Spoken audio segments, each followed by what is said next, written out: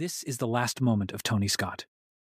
On a quiet Sunday afternoon, one of Hollywood's most explosive directors calmly parked his car on the Vincent Thomas Bridge in Los Angeles. Moments later, and he disappeared from view, leaving behind nothing but a note, a stunned world, and a haunting silence. Tony Scott, the man who made jet fighters roar across the big screen in Top Gun, who filled the screen with kinetic energy and fire in Man on Fire and Deja Vu, chose an exit that no one could have predicted. No camera captured his final moments. No script explained his last decision. In the hours and days that followed, the world searched for answers. Was he sick? Had he left a message? Was there a reason behind the jump that silenced one of the loudest voices in modern cinema? Reports would clash. Some claimed he was suffering from a terminal illness. Others denied it completely. The official autopsy said one thing. His family, another. The notes he left behind were never fully disclosed. And so, the mystery grew. Tony wasn't just a filmmaker. He was a force of nature. His visuals were chaotic, yet controlled. His characters always hiding something. But the man behind the lens, he was even more complex. In this video, we're not just revisiting his legacy. We're going behind the scenes of his final days, exploring the rumors, the contradictions, and the secrets that still surround his death. Because this wasn't just the end of a director's life. It was a moment that changed the tone of Hollywood forever. This is the story that few have dared to tell. The untold goodbye of Tony Scott. To understand the weight of Tony Scott's final moment, we first need to understand the world he built and the world he built in. Tony Scott was not just a director. He was a phenomenon in motion, known for his adrenaline-fueled cinematography and relentless editing. He transformed Hollywood action films into chaotic, beautiful storms of emotion and spectacle, from the 1,980 seconds to the 2,010 seconds. He was one of the few British directors to leave an indelible mark on the American blockbuster machine. Born in Tynemouth, England, in 1944, Tony was the younger brother of legendary director Ridley Scott. But he quickly stepped out of his brother's shadow. While Ridley was more meditative, Tony was pure momentum. His films didn't walk, they sprinted. His camera never sat still, and his characters never stopped running. Whether it was Tom Cruise racing, fighter jets in Top Gun, Denzel Washington chasing runaway trains, in Unstoppable, or Will Smith dodging surveillance and Enemy of the State. When Top Gun hit theaters in 1986, it didn't just launch Tom Cruise into superstardom, it changed the tempo of American cinema. Tony Scott's vision was music video energy, meeting Hollywood scale. Bright lighting, hyper-stylized visuals, machine gun pacing his movies felt like you were plugged into a power outlet. Critics didn't always understand him, but audiences did. He made blockbusters that throbbed with sound, light, and tension. But behind all that energy was a man intensely focused on control. Tony was known to be exacting on set. He worked with military precision. His reputation was built on consistency, clarity of vision, and an unrelenting work ethic. He wasn't just a showman. He was a craftsman, a perfectionist, someone who felt safest behind the camera, orchestrating chaos on screen while keeping his own life tightly guarded off it. Despite being in the public eye, Tony was never truly public. He rarely gave interviews. He avoided scandals.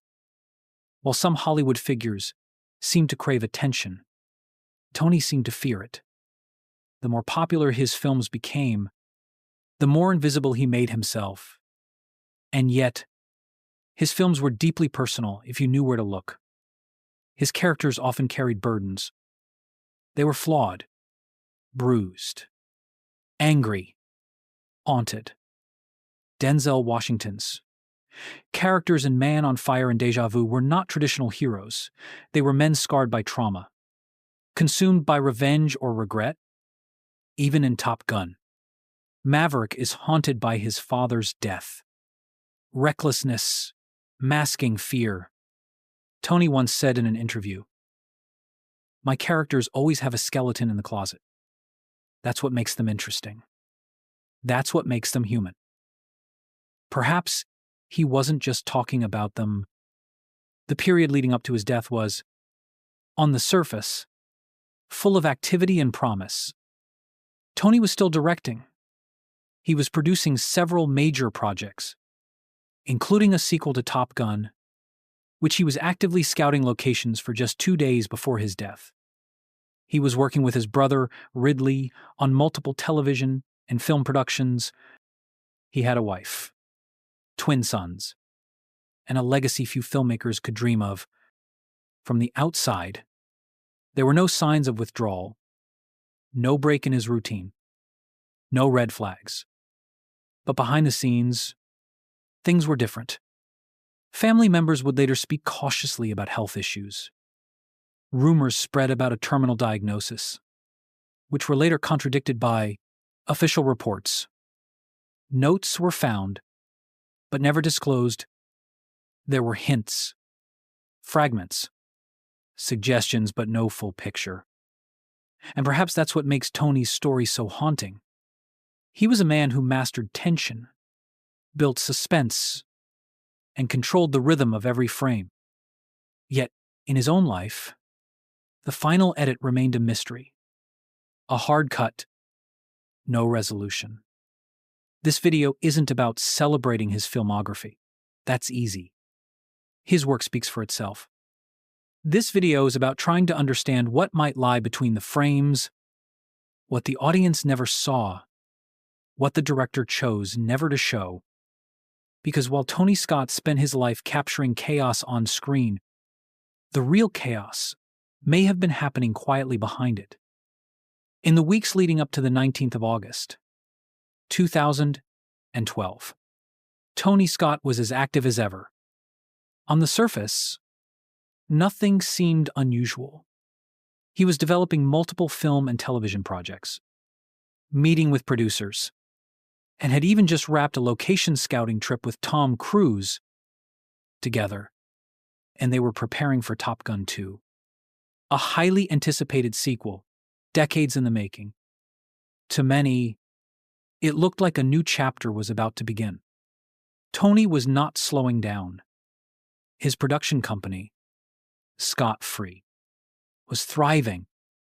He was collaborating with his brother Ridley on several series, and Unstoppable, his last released film, had been both a commercial and critical success. Hollywood saw him as a tireless professional, someone who had outlived trends, reinvented action cinema, and who, at 68, I still had more to give. But something was off. Or at least, something was brewing quietly. In the background, unseen by the cameras, he so expertly wielded. On Sunday, the 19th of August, around noon, Tony drove his black Toyota Prius to the Vincent Thomas Bridge, a large suspension bridge connecting San Pedro and Terminal Island in Los Angeles. He parked it in a traffic lane, left his ID and contact information inside, and walked to the edge. Witnesses saw him. Some said he climbed a fence with determination. Others said he paused, appeared hesitant for a moment, then let go. No one could stop him. The news broke quickly and violently across media platforms. Tony Scott dead at 68? The headlines read, "Top Gun director jumps to his death." The industry froze. Friends and fans, colleagues all asked the same thing. Why? Initial reports offered a possible answer. Some outlets, including ABC News, cited sources claiming that Tony had been diagnosed with terminal brain cancer. The implication was immediate and damning. He knew he was sick. And he made a decision, but within 48 hours, that theory began to unravel. The Los Angeles County Coroner's Office issued a statement that contradicted the reports. There was no evidence of cancer. In fact, the autopsy found no serious underlying medical conditions. Toxicology showed only trace amounts of sleeping medication and an antidepressant, both at therapeutic levels. There were no substances of abuse, no signs of physical distress. The early narrative, it seemed, was wrong. So, if not illness, then what? Investigators found 2 notes. One was left inside his car, the other at his office, but neither was released publicly. According to police, the notes were addressed to his family and did not mention any medical condition. They were described as personal. Ridley Scott, of Tony's older brother, later spoke about that day in rare interviews. One, he said Tony had been battling a lengthy illness, but didn't offer specifics. He said Tony seemed to be recovering, and that his death was inexplicable. In one moment of brutal honesty, Ridley admitted that he had spoken to Tony just hours before the incident and didn't notice anything wrong. He sounded tired. Ridley said, but not different. Not like he was saying goodbye. This only deepened the mystery. At Tony's funeral, held privately, many Hollywood elites attended. Tom Cruise, Denzel Washington, Christian Slater, Val Kilmer. Each had worked with Tony. Each had stories, but none could explain what had happened. None saw it coming. The public reaction was a mix of heartbreak and confusion. Online tributes poured in. Fans shared their favorite scenes. Directors praised his originality. But beneath all that, a quiet unease began to form. How could someone so successful, so loved, and so engaged with his work simply vanish? Some speculated about pressure, about decades of nonstop production, about burnout or creative fatigue. Others believed he may have been dealing with private struggles, mental, emotional, that he never shared. Some pointed to the themes in his movies: loneliness, internal conflict, revenge, trauma. His characters, after all, often mirrored unresolved pain. In Man on Fire, Denzel's character is a broken man who finds redemption in self-sacrifice. In True Romance, the protagonists flee from violence. They cannot escape. Even in the high-octane Crimson Tide, the greatest threat isn't nuclear war, but the ego of 2 men caught in moral conflict. Was Tony speaking through them?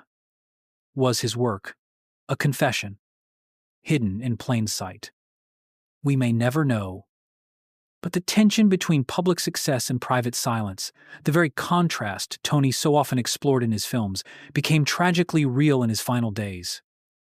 What's even more haunting is what came after Top Gun, Maverick. The long-awaited sequel he'd begun scouting for went into production years later without him. But his name remained on it.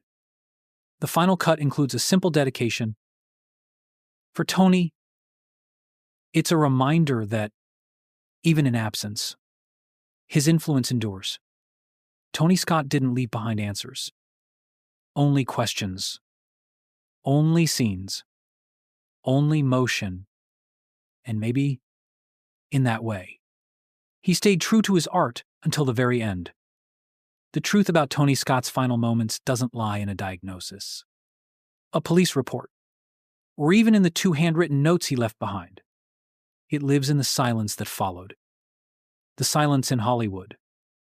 The silence in his family. The silence in the questions no one dared to answer. When the initial reports were corrected, when the idea of a terminal illness was ruled out, there was a void. A space filled with rumors, speculation, and emotional contradictions. The director who had orchestrated some of the most thrilling sequences in modern cinema had left the stage without an explanation. But maybe the signs were always there, hidden in plain sight. Throughout his career, Tony Scott was drawn to damaged characters, haunted men, outsiders, people who operated at the edge of morality, often driven by loss or guilt. He didn't direct fairy tales. He directed human storms. In Man on Fire, Denzel Washington plays a broken ex-assassin, seeking redemption through a violent act of sacrifice. In Déjà Vu, the protagonist is tormented by the possibility of changing the past but pays a devastating price. In The Last Boy Scout, the characters are cynical, bitter, and beaten down by a world that keeps spinning regardless of their pain. These weren't just stories. They were portraits. Portraits of inner conflict, of holding it together until you no longer can. Colleagues later revealed that Tony worked obsessively. He didn't take long breaks. He thrived on momentum. He was known to be restless, often editing and tweaking projects late into the night. Some said he feared stagnation. Others said he feared slowing down. One longtime collaborator described him as a shark that couldn't stop swimming. And yet, he rarely shared anything personal, even to those closest to him. Crew members respected his discipline, but many admitted they knew very little about his emotional life.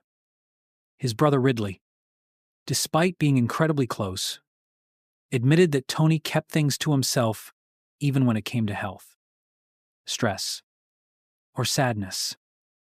There's a story that Tom Cruise reportedly met Tony just 2 days before his death. They were scouting locations for Top Gun 2. Cruise said he saw no signs, no hint that anything was wrong. He was excited. Cruise later said, focused, engaged. That's the Tony I knew. But that's the thing about masks. They work best when no one suspects you're wearing one. After his passing, public tributes flooded in.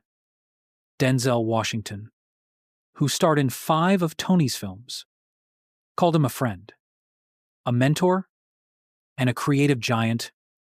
Keira Knightley described him as electric. Even actors who worked with him only briefly described how deeply he cared about performance, about people, about moments that felt real. Yet beneath the praise, there was something left unsaid, something almost no one dared to put into words, that perhaps, for all his outward energy, Tony Scott was exhausted. Not physically, but emotionally, existentially. Ridley Scott, in a rare moment of vulnerability, told Variety that his brother had been quietly battling an illness for years. The nature of it was never made public, but Ridley hinted that Tony had good days and bad. That the stress of years in the industry, the perfectionism, the demands, the pressure to always outdo yourself, had taken a toll. He was recovering, Ridley said, or so we thought. And yet, and the notes Tony left did not mention illness. They did not explain, they only said goodbye. In their absence, people began to turn to his films for answers. Some fans pointed to the theme of control in his work. His characters were often fighting to reclaim something that had slipped away. Time, in truth. Dignity. And maybe Tony? The director who mastered chaos on screen. I felt something slipping from his grasp in real life. Others pointed to the taking of Pelham 123, where a man tries to regain a sense of power in a world that has forgotten him. Or Unstoppable, where a runaway train becomes a metaphor for what happens when momentum turns into destruction. Could it be that Tony saw himself in those narratives? We will never know for sure. And perhaps that's the most painful part. In the aftermath, Tony Scott was remembered not just for his visual style, but for his soul, his ability to turn action into poetry, his rare gift to make us care about flawed men in impossible situations, the dedication in Top Gun. Maverick was short and simple for Tony. But those two words carried a universe of emotion.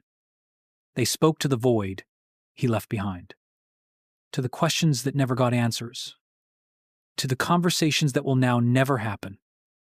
Tony Scott didn't disappear into darkness. He stepped into it, leaving behind light and motion. At this point in the story, there's one question we all keep circling back to. How can someone at the top of their creative power disappear without warning? As a channel dedicated to uncovering the final moments behind legends, we often find a pattern: public triumph, shadowed by private battles. And Tony Scott's story is no exception. He was a filmmaker who didn't follow trends. He created them. He shaped action cinema in a way that made it faster, more emotionally raw, more visceral. But unlike many directors, Tony didn't seek attention. He let his films speak for him. His interviews were rare. In his personal life, kept at a respectful distance. And perhaps that's exactly why this story lingers so painfully. When someone who never sought the spotlight leaves so abruptly, we're left trying to decode silence. The absence becomes the message. The unknown becomes a mirror. We begin to ask deeper questions, not just about Tony, but about the world he worked in. Was Hollywood ready to support someone who carried invisible weight? Is the film industry structured to recognize emotional exhaustion or only commercial success? These are difficult questions, and we're not here to answer them, only to raise them, to give voice to the silence. We also ask ourselves, did Tony see this coming for a long time? Or was it a sudden turn? Even those closest to him didn't know, and perhaps that's what haunts us most, not the act itself, but the fact that someone so full of movement, so full of energy, gave no sign he was fading. This video is not meant to glorify mystery, nor to romanticize loss. It's meant to reflect, to pause, to acknowledge that sometimes, behind the loudest scenes are the quietest pains. Tony Scott made a career out of intensity, but perhaps he carried that intensity off screen as well, until it became too heavy to hold. To those who've worked in silence, suffered in silence, or even succeeded in silence, this story resonates. To you watching, what do you think was hidden behind the frame? Do you believe Tony Scott was speaking to us through his characters?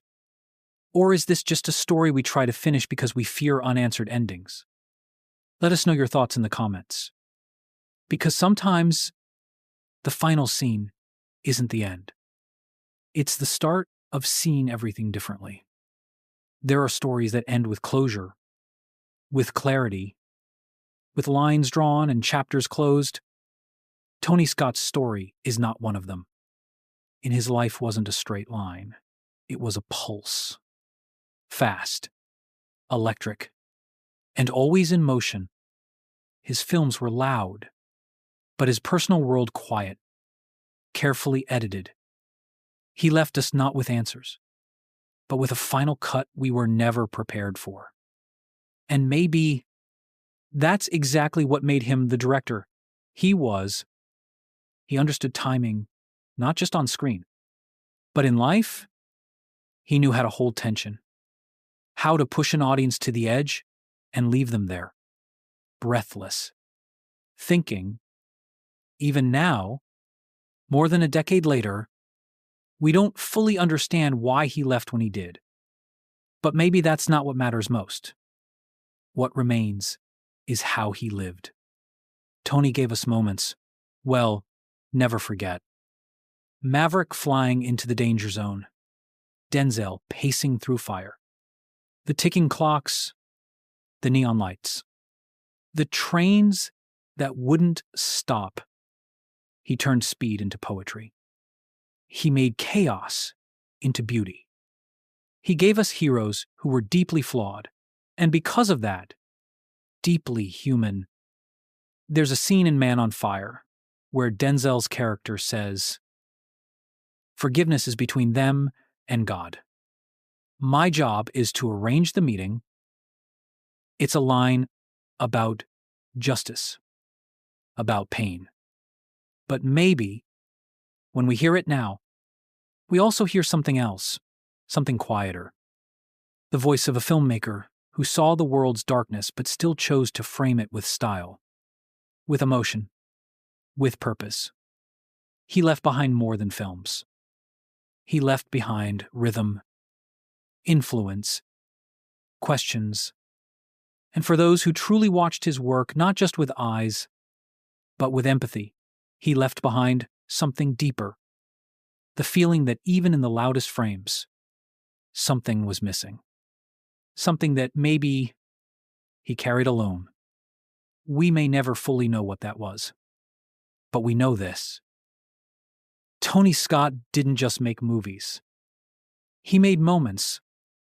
And now, one of them belongs to you. Because there are stories that were never meant to be told, but now, one of is them.